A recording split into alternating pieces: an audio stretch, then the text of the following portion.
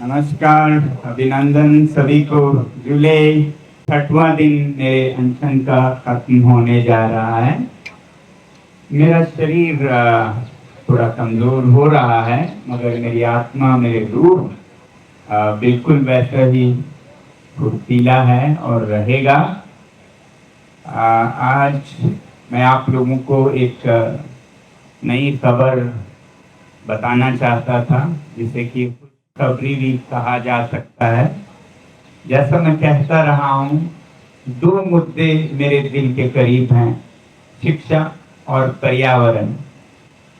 और सत्य और अहिंसा मेरा रास्ता रहा है और न्याय मेरी मंजिल। तो जहाँ शिक्षा के लिए हम अभी यहाँ बैठे हैं, सुधार के लिए, वहीं पर्यावरण और संस्कृति में हम जो लद्दाख का मसला था, पिछले 6 सालों से संघर्ष करते आए हैं।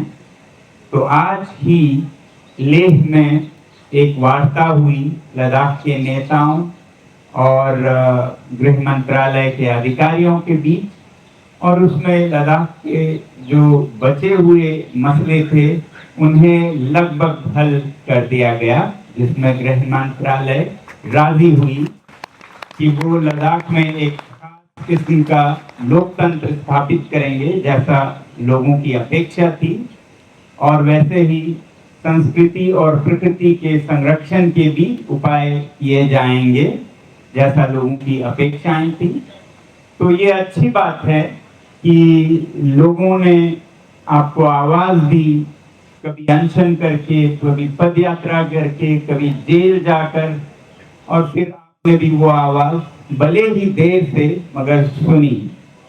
अब मैं चाहूंगा सरकार से विनम्र विनती करने की कि शिक्षा में जो ये मसला है, जो ये जवाबदेही है, वो भी आप पूरी करें। इससे आप छोटे नहीं होंगे। गलतियां होती हैं, गलतियां करने से आप इंसान बनते हैं। कहते हैं इंसान गलतियों का पुतला है, मगर जब आप गलतियों को कबूल करते हैं, मानते हैं,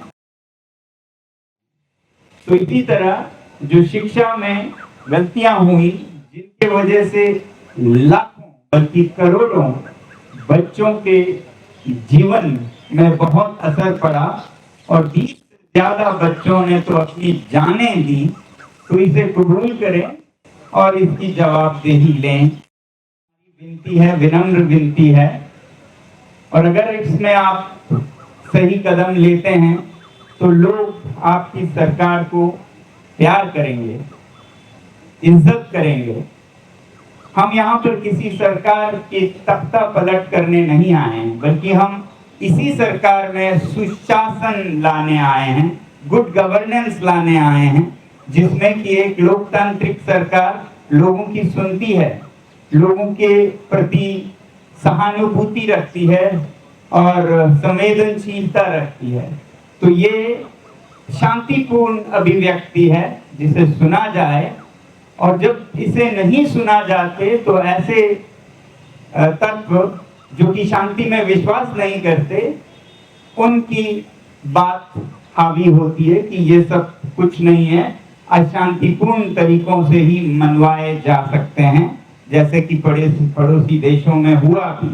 तो हम चाहते हैं कि भारत दुनिया की सबसे बड़ी लोकतंत्र के तौर पर शांतिपूर्ण तरीकों को पुरस्कृत करे, न कि अशांतिपूर्ण तरीकों का इंतजार करें। तो हमारी उम्मीद है कि लद्दाख के मसलों को जैसे उन्होंने गंभीरता से ली, वैसे ही करोड़ों विद्यार्थियों के इस आवाज को भी वो सुने, और ऐसा करके वो लोगों के और करीब पहुंचेंगे, वो और लोकप्रिय होंगे। और नहीं करते हैं तो हम तो कौन होते हैं सरकार बदलने वाले, मगर लोग सरकार जरूर बदलेंगे अगर लोगों की आप सुनेंगे नहीं तो। ये जो 2 करोड़ बच्चे जिन्होंने नीट के परीक्षाएं दी, या 2 करोड़ बच्चे जिन्होंने सीजेपी को फॉलो किया, उनके माता पिता, उनके रिश्तेदार मिलाएं तो लगभग 10 करोड़ लोग सीधे आपसे कह रहे हैं कि हमारी आवाज सुनिए। और किसी भी लोकतंत्र में इतनी बड़ी संख्या में लोगों की अवहेलना करना एक सरकार के लिए शर्मनाक बात है। मुझे उम्मीद है कि आप वक्त पे सुनेंगे, देर से सुनेंगे तो उससे नुकसान सरकार का ज्यादा होगा। हम तो यहाँ रह लेंगे, मुश्किलें सह लेंगे, और यही हमारे संदेश का एक हिस्सा है कि हम मुश्किलें, हम दर्द खुद पे देंगे, किसी और पे नहीं देंगे। जब हम यहाँ बैठते हैं तो बहुत लोग पूछते हैं आप इतनी दिल्ली की गर्मी में कैसे रहते हैं, तो मैं यही कहता हूँ कि ये 46 डिग्री 47 डिग्री ये संदेश का एक हिस्सा है कि हम अपने आप पे जुल्म और दर्द ढाएंगे मगर किसी और पे नहीं। और यही दर्द हमारा संदेश है। जैसे हम -25 डिग्री में लद्दाख में बाहर सर्दियों में बैठे, वैसे यहाँ भी बैठेंगे।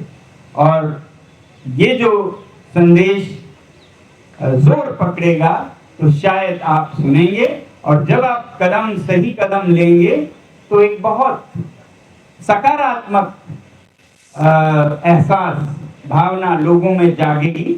आपकी सरकार को अच्छी सरकार मानेंगे। इससे आप छोटे नहीं बल्कि और बड़े होंगे, ये मैं चाहता हूं। मैं यही चाहूंगा कि आप एक लोकप्रिय सरकार बने, एक भयावह डरावनी सरकार ना बने। आप कभी ना भूलें कि आप सबसे बड़े लोकतंत्र के नेता हैं, ना कि सबसे बड़े तानाशाह या ऑटोक्रेटिक सिस्टम के। वो हमारे पड़ोसी देश करते हैं। आप दुनिया को ये दिखाइए कि लोकतंत्र में कैसे सरकारें संवेदनशील होती हैं और उस तरह से विश्व गुरु बने। और अगर आप ऐसे कदम उठाते हैं, जैसे इस मुद्दे पर आप जवाबदेही मांगते हैं, तो इससे आपका इज्जत और बढ़ेगा और आपके लिए और मदद मिलेगी कि जब जनता आवाज करती है तो नेताओं को, अपने मंत्रियों, अपने अधिकारियों को उसका खामियाजा भुगतने पे मजबूर कर सकते हैं। आपके लिए आसान होगा किसी अधिकारी को हटाना या मंत्री को हटाना जब हम आवाज करते हैं। तो हमारी आवाज कोई आपके खिलाफ नहीं है, बल्कि आप देख पाएं तो ये आपके लिए एक सहयोग है कि आप एक सुशासन ला सकें। मेरी उम्मीद है कि आधे समय या काल के बाद जो आधी और बची है अभी के सरकार की, वो एक नया सवेरा लाएगा जिसमें कि सुशासन होगा, जिसमें कि लोग बोल पाएंगे और सरकार सुन पाएगी और सभी प्रणालियां ठीक होंगी। और जब आप जवाबदेही लेंगे भी तो हम आपका कोई बुरा भला नहीं कहेंगे, तिरस्कार नहीं कहेंगे, बल्कि धन्यवाद देकर उसका जश्न मनाएंगे।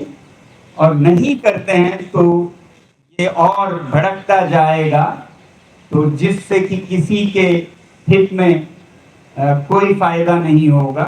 तो इसलिए मेरी तो यही विनती है कि जैसे लद्दाख के मसले पे हो रहा है, जिसका हमें आशा है कि ये एक अकॉर्ड या समझौता बन के भी आएगा, अभी तो ये प्रक्रिया है जिसमें अच्छे कदम लिए गए, वैसे ही आप शिक्षा में भी जवाबदेही और सुधार के ठोस कदम लेकर जवाबदेही लेंगे अपने मंत्रियों से और एक लोकप्रिय सरकार बन के दिखाएंगे। यही मैं कहूँगा आज 6वें दिन पर। धन्यवाद।